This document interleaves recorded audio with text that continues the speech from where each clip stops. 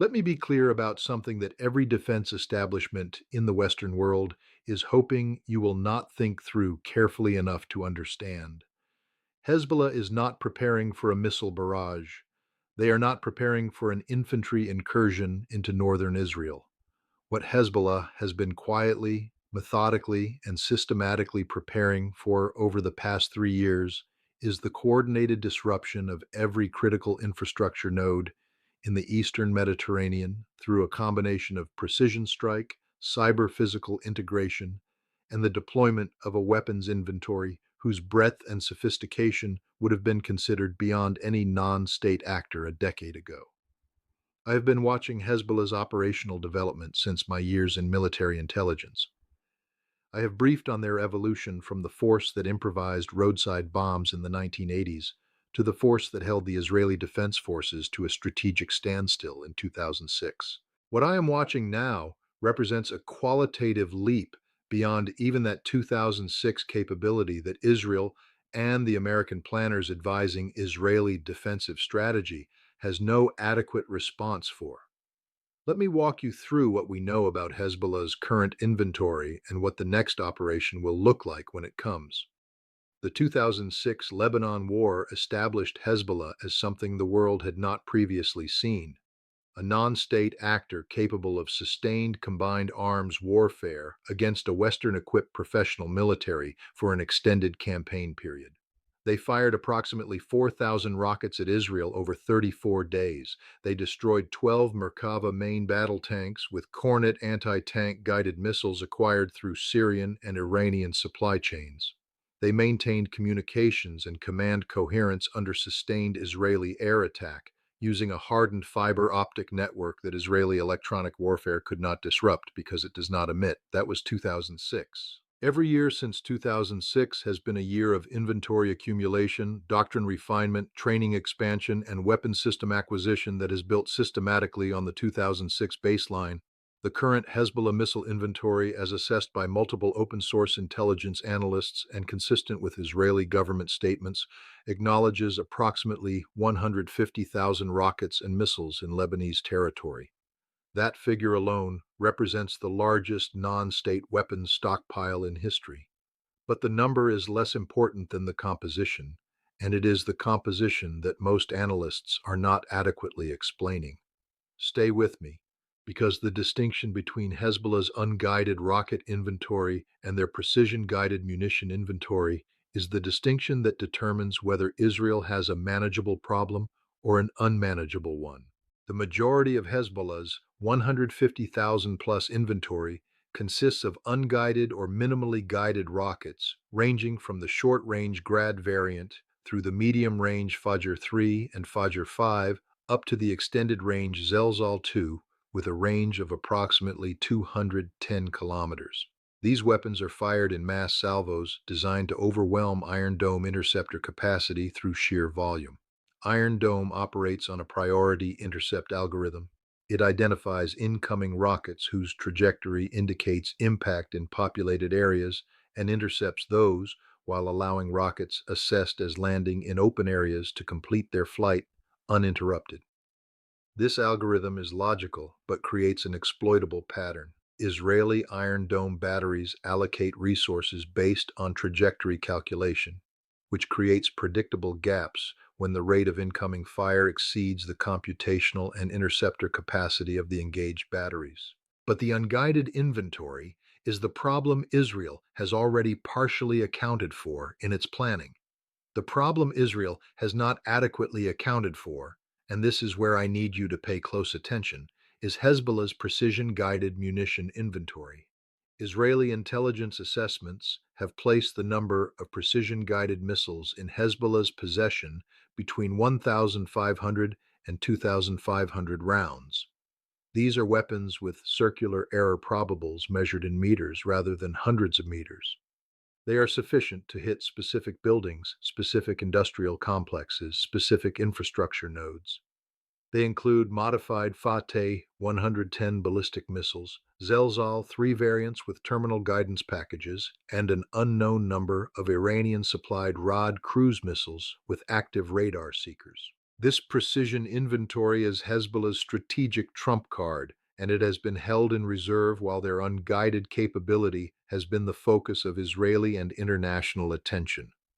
Before we go any further, I need you to understand exactly which targets Hezbollah's precision inventory is designed and positioned to engage, because this is where the paralysis framing of this analysis becomes concrete rather than rhetorical.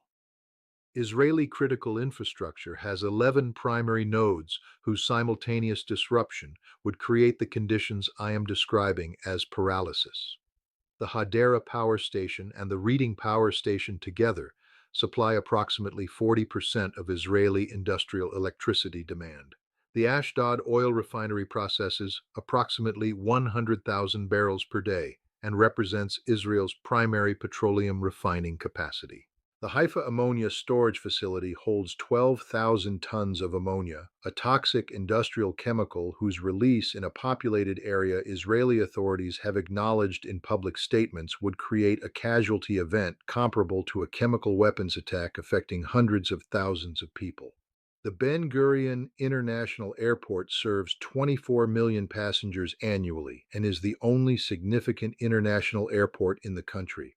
The Ashkelon desalination complex provides approximately 15% of Israeli potable water supply.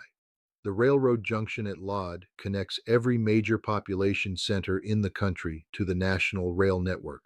Ben Gurion's fiber trunk lines that route approximately 80% of Israeli external internet traffic exit through two cable stations on the Mediterranean coast.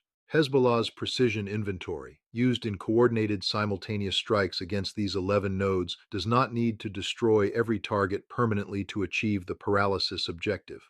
It needs to damage them sufficiently to create cascading system failures that compound each other. Industrial electricity disruption affects water pumping, which affects cooling systems for data centers, which affects financial transactions, which affects supply chain management, which affects food distribution in a country that imports approximately 50% of its food supply. The cascade does not require complete destruction of infrastructure. It requires sufficient disruption to overwhelm emergency response capacity and prevent normal restoration timelines from applying. Keep watching, because the dimension of this threat that receives essentially no mainstream attention is the cyber-physical integration layer that Hezbollah has developed with Iranian and Russian technical assistance. What the mainstream media will not tell you is that Hezbollah's operational planning for the next major conflict does not treat kinetic strikes and cyber operations as separate domains. They treat them as integrated layers of a single operational architecture. The same Iranian technical support apparatus that supplied Hezbollah's precision missile inventory also supported the development of a cyber-physical operations capability targeting the SCADA systems, supervisory control and data acquisition systems that govern Israeli industrial infrastructure.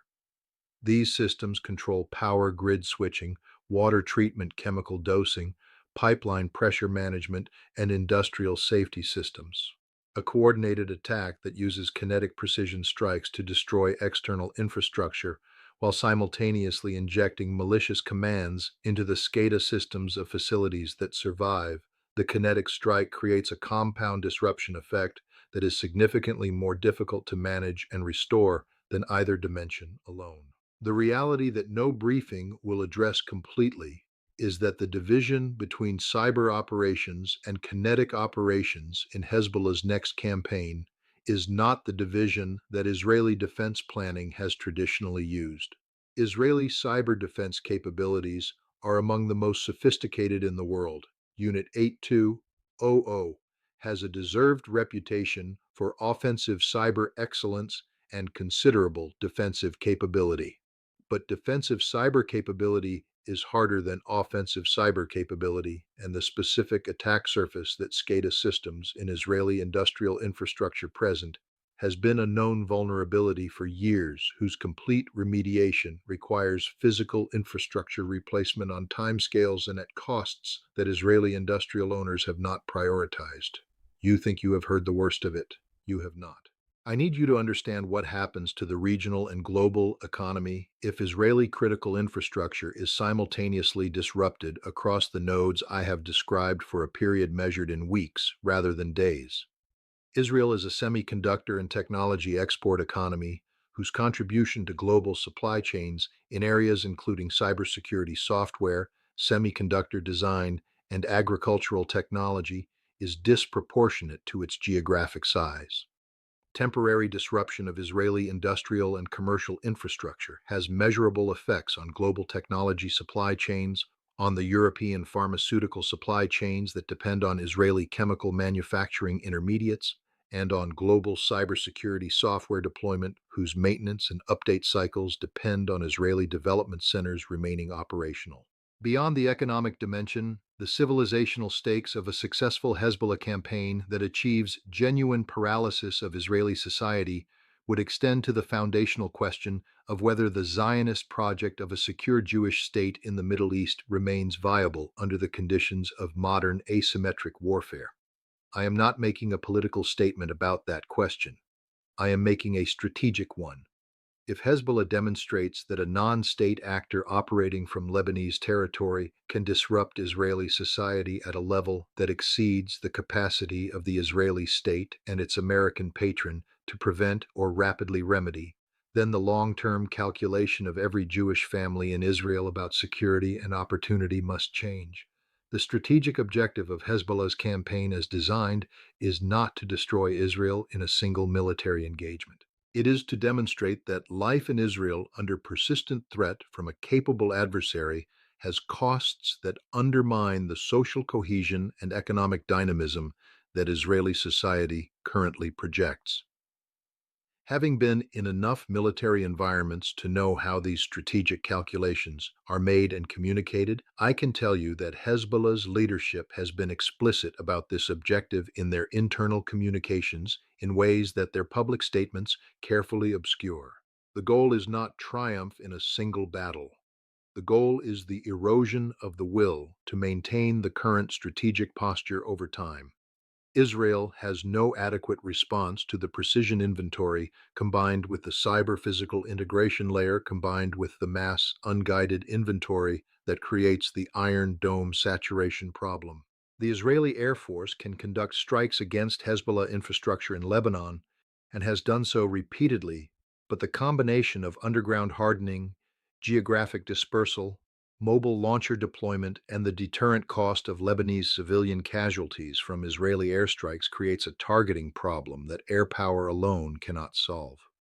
Ground operations into Lebanon sufficient to locate and destroy the dispersed precision inventory would require a force commitment and a casualty tolerance that Israeli society's current political configuration cannot sustain. I wish I could tell you something more reassuring about where this leads. The decisions being made right now in Beirut, in Tehran, in Tel Aviv, and in Washington about timing and triggers and red lines will determine when the next phase begins. The clock is running on Hezbollah's preparation timeline. The window in which Israeli options to prevent this capability from being employed remains open is not indefinite. What happens in the next weeks may determine whether that window closes before or after the capability is employed. Stay informed. The world that exists when Hezbollah's next move comes will need people who understood what was being prepared before it arrived.